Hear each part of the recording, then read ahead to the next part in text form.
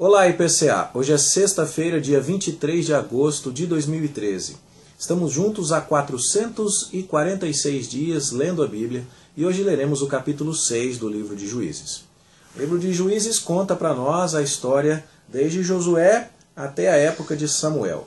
Desde a teocracia israelita até os primórdios da monarquia teocrática israelita. Nós vamos ter nestas páginas um período de transição, onde a lei de Deus é desconhecida, onde os líderes são basicamente homens que produzem libertação militar, mas não promovem necessariamente o conhecimento de Deus, e onde temos diversas situações que mostram a penúria que o povo de Deus pode experimentar quando se esquece da sua lei, quando se esquece da sua história. As tribos não estão unidas, como vimos no relato de ontem.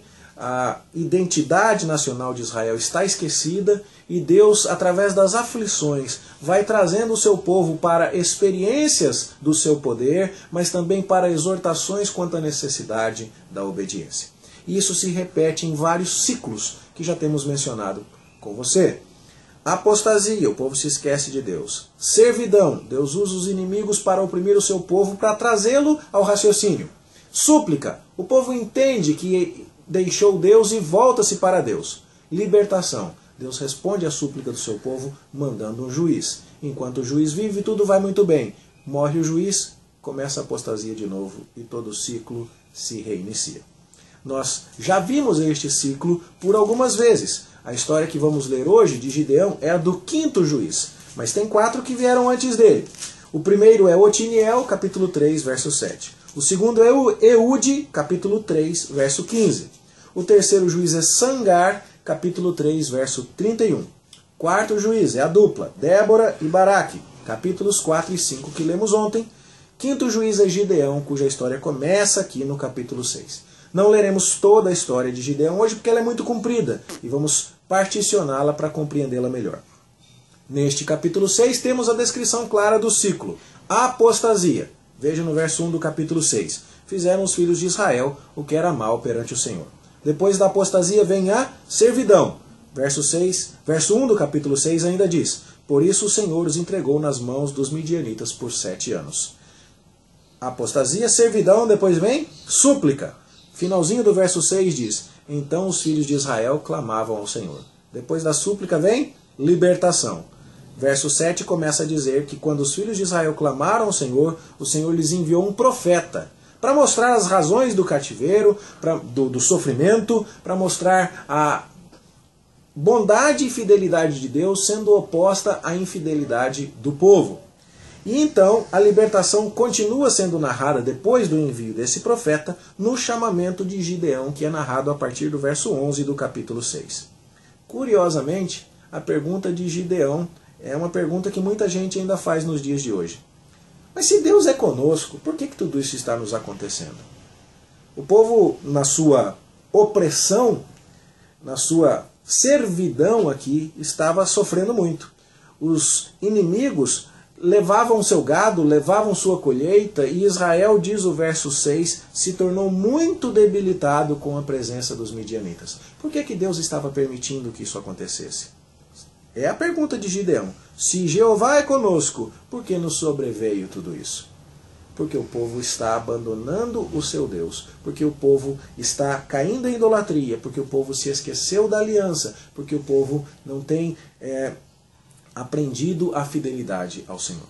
Note que o chamado de Gideão deixa isso muito claro, porque a primeira coisa que Gideão recebe instrução para fazer é derrubar um altar que foi construído pelo seu próprio pai para Baal e cortar um poste ídolo que foi colocado ao lado desse altar. Note então que a reforma, a santificação do povo começa dentro de casa, e esse líder tem que começar a faxina espiritual da nação, cuidando em primeiro lugar da sua própria família. É difícil. Muitas vezes pode atrair oposição, mas Gideão com coragem vai lá. Embora ele seja um pouco tímido e faça isso de noite, porque de dia podia dar muita encrenca, mas ele faz o serviço. E então, quando a família e os homens da cidade resolvem contender com ele por ter destruído o altar idólatra, o pai de Gideão se levanta, provavelmente para proteger o filho, Ele não deve ter ficado muito feliz com a situação, porque o altar era ele quem foi ele quem construiu. Mas, de qualquer forma, o pai faz uma afirmação também aqui muito interessante. Vocês agora vão precisar defender Baal? Se o que meu filho atacou aqui, o altar de Baal, é o altar de um Deus verdadeiro, deixa que Baal vai matar meu filho. Vocês não precisam se preocupar em matá-lo. E note, essa palavra tinha muito mérito. E aí então Gideão acabou sendo conhecido como Jerubaal, porque foi dito a respeito dele que Baal tente se acertar aí com Gideão, porque Gideão derrubou o altar de Baal. Que coisa! Começou aqui corajosamente um homem que, embora tímido no início e propõe até a Deus o teste da lã, que nós conhecemos tanto aqui na parte final do capítulo 6, começou a história de um homem que está disposto a enfrentar a idolatria, a questionar os valores de um povo que está vivendo contrário à lei de Deus. E aí a bênção vai vir. Note que a vitória só vai vir depois que o povo se purifica. É a obediência o caminho mais curto para a bênção. E ela começa dentro de casa. E muitas vezes somos despertos para a necessidade da obediência no meio das crises. E foi por isso que tudo aquilo aconteceu a Israel. Note que esse capítulo, em sua simplicidade, nos dá uma perspectiva correta para a maneira como Deus muitas vezes usa a tribulação em nossa vida para nos aproximar dele. Dá-nos também o molde de por onde deve começar a santificação do povo, da sociedade, do mundo. É dentro de casa. E dá-nos um exemplo do que acontece com aqueles que ousam corajosamente quebrar compromisso com ídolos deste mundo e seguir fielmente ao Deus verdadeiro. A vitória virá. Tanto que ela vem no capítulo 7, com uma vitória tão grandiosa, que vai ser mencionada 6 séculos mais tarde pelo profeta Isaías, o dia da batalha dos midianitas. Que coisa maravilhosa! Você quer essa vitória para você? O segredo é a obediência. Você quer ter paz, ainda que as crises venham? O segredo é a obediência. Tenha coragem de quebrar compromisso com ídolos e de colocar a sua confiança no Senhor e de viver para obedecê-lo, e você será vitorioso. Deus nos abençoe e nos dê essa mesma disposição. É a nossa oração em nome de Jesus. Vamos orar? Senhor, nós te agradecemos pelas perspectivas tão claras que este capítulo nos coloca, sobre como o Senhor usa as crises, as tribulações e provações para muitas vezes nos trazer de volta para os teus caminhos. Faze-nos sensíveis à tua vontade e à tua voz através das circunstâncias, e ajuda-nos a ter a coragem de quebrar compromisso com ídolos, muitas vezes seguidos até mesmo por aqueles que mais amamos, mas que nos mostremos dispostos a seguir ao Senhor, seja qual for o preço.